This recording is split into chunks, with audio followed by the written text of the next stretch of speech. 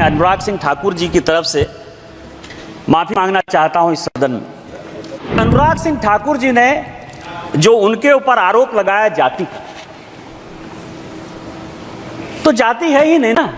मैं अनुराग सिंह ठाकुर साहब ने जो उस दिन बात कही, मैं उससे कंप्लीट सहमत नहीं हूं कि जो मैं हूं वो दिखता नहीं, मैं जो दिखता हूं वो मैं नहीं।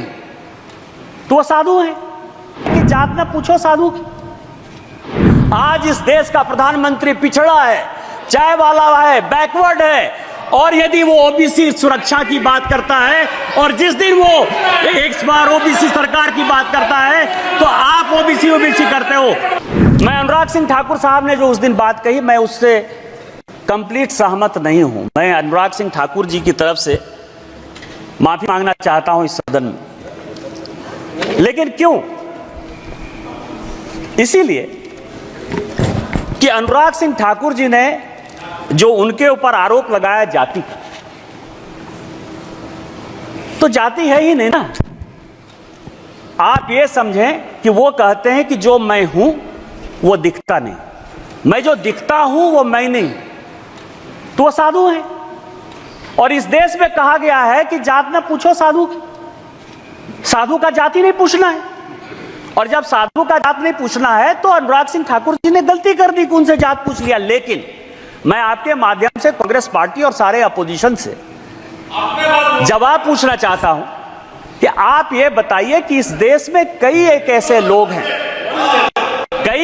लोग हैं जिनको की धर्म में आस्था नहीं, कई एक ऐसे लोग हैं जिनको जाति में आस्था नहीं है।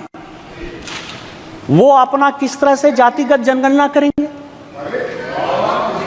जिस पद पर राम सुभग सिंह, चरण सिंह, जगजीवन राम, अटल बिहारी वाजपेयी, इस तरह के बड़े बड़े लोग रहे, जिस जगह पर शरद पवार जैसे लोग रहे, वाईबी चौहान जैसे लोग रहे, उस जगह की गरिमा का क्या हरासमेंट कर रहे हैं इस बजट में अराजकता फैला के, इस बजट का नकारात्मक पहलू दिखा करके।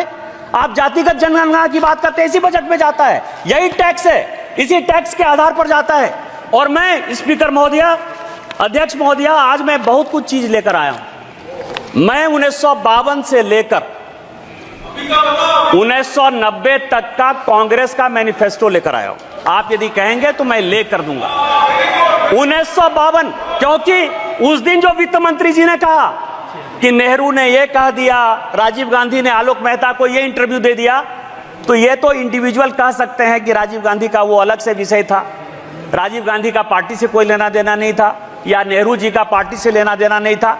लेकिन जो कांग्रेस मैनिफेस्टो, क्योंकि बार बार ये कह रहे हैं कि कई एक चीजें हमने कांग्रेस के न्याय पत्र से लिया, तो कांग्रेस के न्याय पत्र से लिया, तो ये पूरा का पूरा जो मैनिफेस्टो है 1952 से लेके 1990 तक पूरा असेसमेंट किया। इसमें आपको आश्चर्य होगा सभापति महोदया कि पूरे के पूरे मैनिफेस्टो में 52 में, 57 में, 62 में, 69 में, 71 में, 77 में, 80 में, 84 में, 89 में और 91 में, ये सभी मैनिफेस्टो में इन्होंने कहा कि हम ओबीसी रिजर्वेशन के खिलाफ। आप ओबीसी की बात करते हो, मध्य प्रदेश में आज तक कांग्रेस ने एक ओबीसी को चीफ मिनिस्टर नहीं बनाया। उत्तर प्रदेश में कांग्रेस ने आज तक ओबीसी को चीफ मिनिस्टर नहीं बनाया। बिहार में दरोगा राय जी को छोड़कर किसी एक को ओबीसी चीफ मिनिस्टर नहीं बनाया। और जब जब ओबीसी की बात आई, यदि दरोगा राय ने रिजर्वेशन दिया तो उसको आपने अलग किया। 77 में जब चरण सिंह रिजर्वेशन देना चाहते थे, आपने उसकी सरकार गिरा दी। आपने 89 में बीपी सिंह की सरकार गिरा के चंद्रशेखर का आपने सरकार बना दिया। और जब गुजराल साहब ओबीसी जनगणना कराना चाहते थे तो आपने 97 में उसकी सरकार करा दी। आप प्रधानमंत्री जी के पर खेल रहे हो। आज इस देश का प्रधानमंत्री पिछड़ा है, चाय वाला है, बैकवर्ड है, और यदि वो ओबीसी सुरक्षा की बात करता है और जिस दिन वो एक बार ओबीसी सरकार की बात करता है तो आप ओबीसी करते हो। इसीलिए कांग्रेस का कोई मुंह नहीं है ओबीसी के बारे में। और प्रधानमंत्री जी ने जो एजेंडा सेट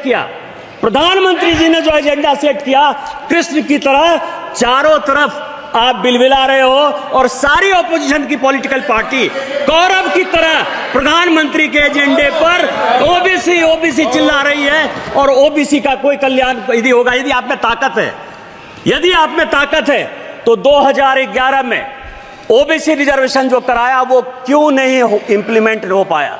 यदि आप में ताकत है तो कर्नाटक में आपकी सरकार है, पिछले 2 साल से सरकार है, वहां सोशियो इकोनॉमिक रिजर्वेशन हो गया है, उसको क्यों इंप्लीमेंट करवाया?